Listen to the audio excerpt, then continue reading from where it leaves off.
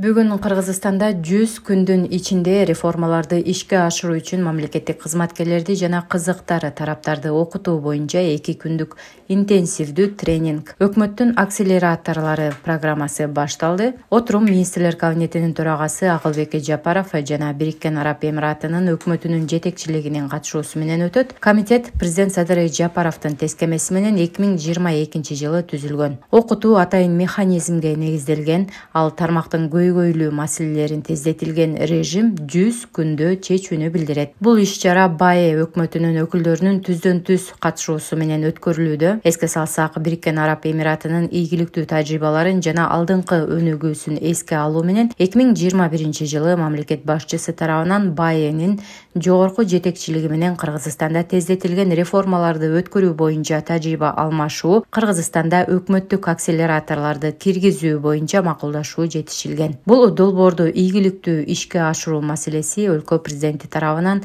өзгөчө көзөмөлгө алынган.